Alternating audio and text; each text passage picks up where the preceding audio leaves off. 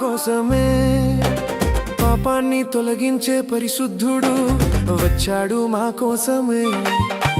చీకటి తొలగించే శ్రీమంతుడు పుట్టాడు మా కోసమే. పాపాన్ని తొలగించే పరిశుద్ధుడు వచ్చాడు మా కోసమే.